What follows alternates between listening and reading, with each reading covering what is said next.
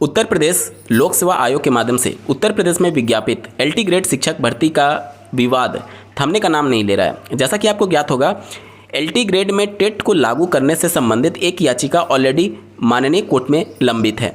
उसी के बीच में एक और याचिका माननीय कोर्ट में पहुंची हुई है, जिसमें ये मांग किया गया है कि यहाँ पर बीएड को अनिवार्य किया जाए। जितने भी सब्जेक्ट्स से संबंधित एलटी ग्रेड में पद विज्ञापित किए गए हैं, सब में बीएड अनिवार्य है, केवल एक आध पद को छोड़ करके। जैसे अगर मैं बात करूँ आपसे कंप्यूटर साइंस विषय के लिए जो यहाँ पर पद विज्ञापित किए गए हैं, 2018 के नोटिफिकेशन में बीएड अनिवार्य था, लेकिन 2025 के नोटिफिकेशन में बीएड को अनिवार्य नहीं रखा गया है, बल्कि प्रेफरेंशियल क्वालिफिकेशन के तौर पर माना गया है।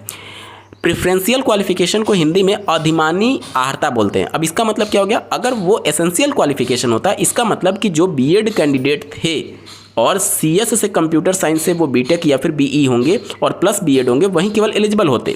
लेकिन प्रेफरेंशियल क्वालिफिकेशन करने की वजह से ऐसे अभ्यर्थी जो बीएड नहीं है लेकिन सीएस से कंप्यूटर साइंस से वो बीटेक या फिर बीई हैं या फिर जो भी उसमें अर्हता बताई गई है वो उन्होंने कंप्लीट कर रखा है, तो बिना बीएड के भी वो एलिजिबल हो गए हैं इसमें आवेदन करने के लिए। अब 2018 में जो टोटल पोस्ट निकाली गई थी उसमें से बहुत कम पोस्ट भर पाए थे। क्यों?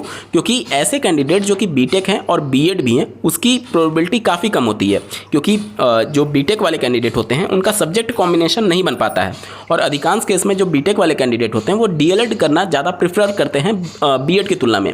इसी वजह से 2018 में काफ़ी सीटें खाली चली गई थी कंप्यूटर साइंस विषय की। इस वजह से इस बार के नोटिफिकेशन में उसको जो एसेंशियल क्वालिफिकेशन था उसको बदल करके प्रेफरेंशियल क्वालिफिकेशन कर दिया गया।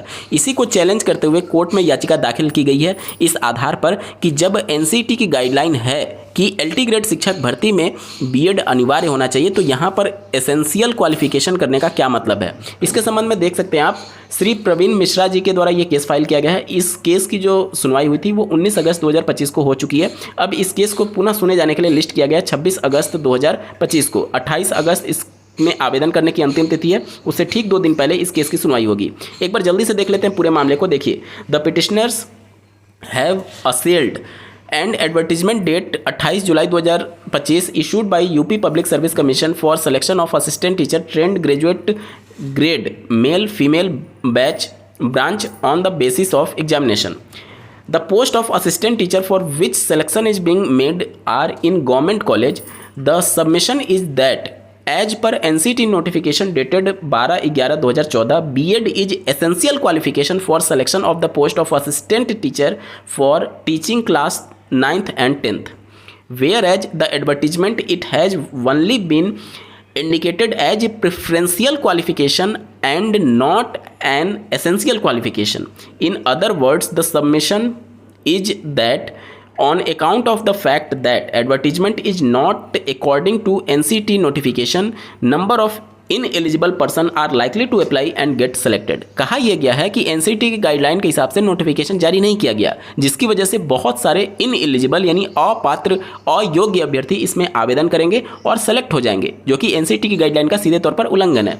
अब यहाँ पर सबसे महत्वपूर्ण बात है एनसीटी का क्या कुछ कहना है। तो तीसरा नंबर पैराग्राफ देख सकते हैं, Shri Vaibhav Tripathi learned counsel appearing on behalf of NCT supports the case of the petitioners. यानी एनसीटी के वकील ने जो पिटिशनर्स हैं उनकी याचिका को सपोर्ट किया है, यानी उनका सीधे सा ये कहना है कि हाँ, एलटी ग्रेड के लिए बीएड जो है वो एसेंशियल क्वालिफिकेशन है, ना कि प्रेफरेंशियल क्वालिफिकेशन है।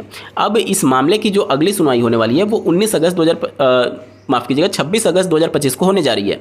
तो अब ये देखना होगा कि सरकार इस मामले में किस तरीके से अपना पक्ष रखती है, क्योंकि सरकार ये दिखाएगी कि 2018 में जो भर्ती आई थी उसमें बहुत सारे पद खाली चले गए थे, इस वजह से हम यहाँ पर बीएड को एसेंशियल से हटा करके प्रेफरेंशियल कर दिए हैं। हालांकि बीएड जो नहीं भी होगा उसको भी बीएड करना अनिवार्य होगा, जब उनकी नियुक्ति हो जाएगी तो उनको बीएड करना अनिवार्य होगा एनसीटी की गाइडलाइन के हिसाब से। हालांकि ये नोटिफिकेशन में मेंशन नहीं किया गया है, लेकिन इस प्रकार की जब भी रिलैक्सेशन दिया जाता है एलिजिबिलिटी से, तो उसको भविष्य में जाकर के इस तरीके की कोर्सेज रन कराए जाते हैं ओडीएल मोड में।